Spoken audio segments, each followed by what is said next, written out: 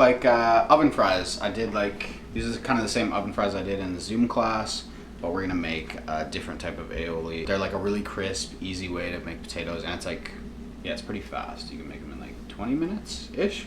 We got a pan preheating over medium heat, and then I'm gonna heat this oil, just canola oil for this. 2 russet potatoes here. I try and find like the long ones, and we're gonna make your like classic wedge fry. So you want to half them, and then you see the curve of the potato works this way. So you want to match that with your knife. So kind of follow the curve, get them all as even as possible. Looks like this one's kind of small, so I'm gonna get 3, and you'll be left with these nice wedges. Probably not gonna be able to fit all these.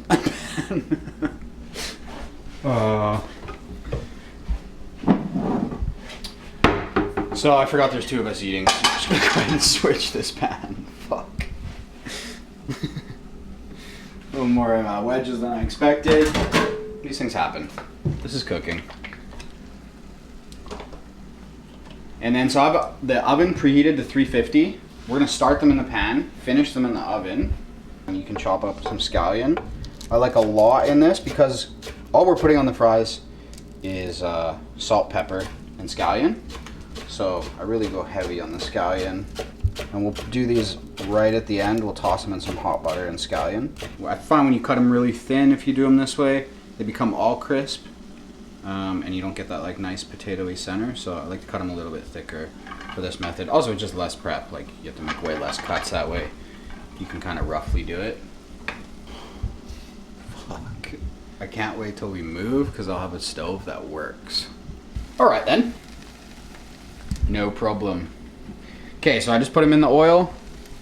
One of the cut sides down. We're gonna season these now. A little bit of salt.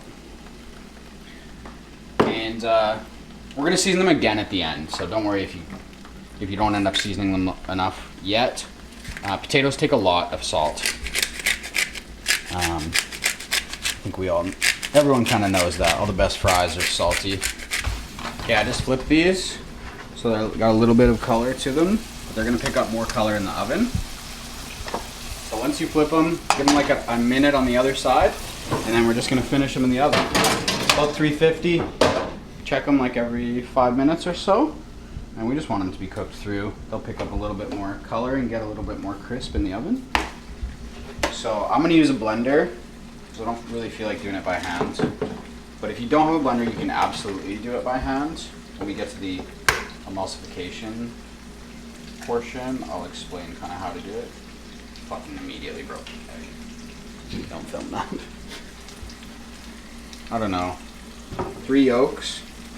Maybe we'll do 2. 2 will give you like a decent amount. I save the whites because I'll eat them, but a lot of people just throw them out. But I'll definitely eat those later. And then, so we need a little bit of vinegar in some form.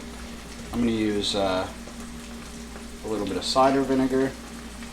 I go about like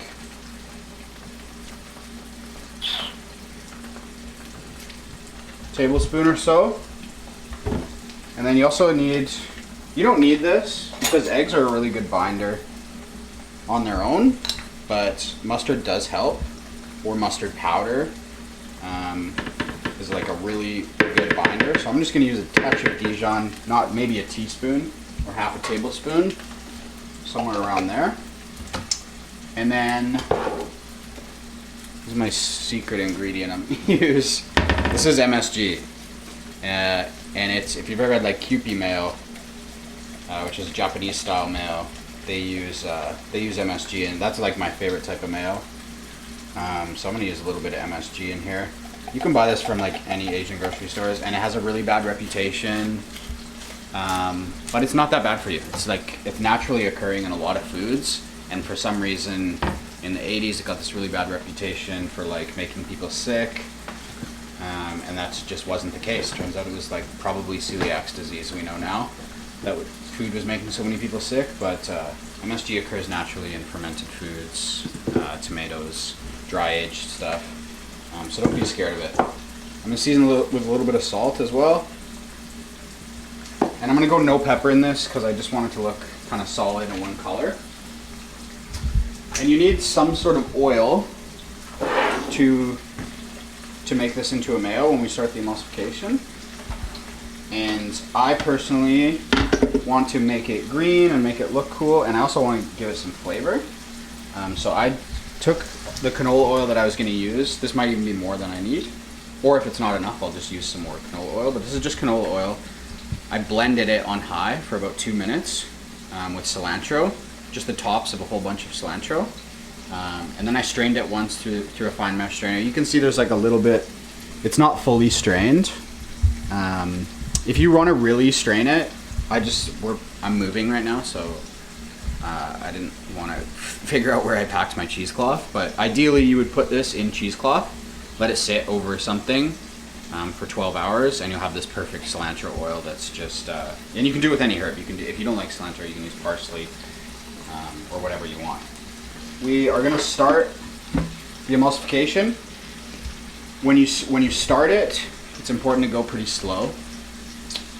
If you're doing it by hand, I would say even as slow as like a drop at a time, because at the beginning is when it will break. But if you're using a blender, it can go way faster than your hand, so you can stream in not so slow. Try not to make it too thick so it looks like that like blubbery Hellman's like awful mayo that you buy from the store. We want it to be like nice and creamy and like quite spreadable, and not too thick. So I'll show you what that looks like, obviously. Okay, so we're gonna start the emulsification. We're gonna start slow. We can add a little bit more as time goes on. Oh, here we go.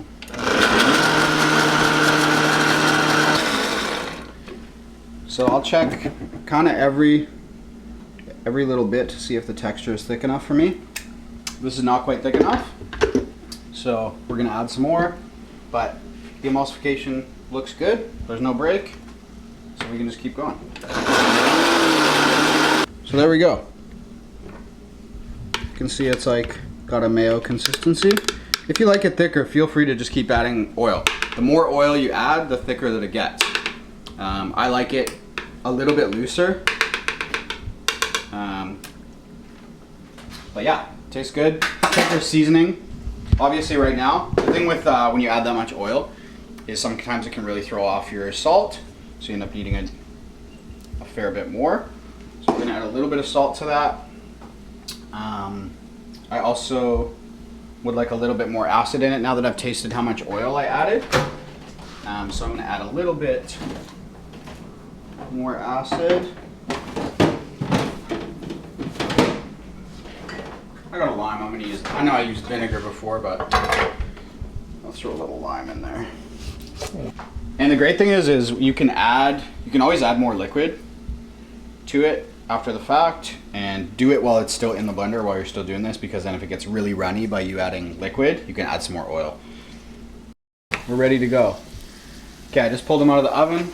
They're nice and crispy, cooked through. You can poke them with a fork, make sure they're soft all the way through. I can kind of tell just by touching them. So what we're gonna do now is I'm gonna drain off any of this excess oil. Off that oil, and it's back on the heat now. And I'm just gonna add some butter. I'm just gonna coat these in butter. And then we're gonna add all of these scallions. Tons. And we just wanna coat these.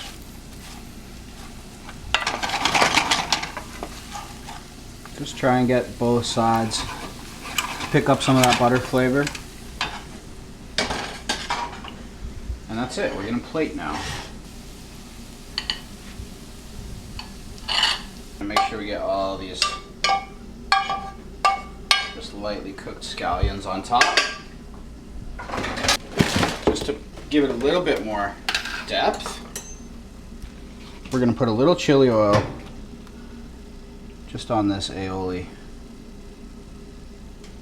so that when we dip it, we get a little bit of heat. We hit it with a final, just a little bit of sea salt.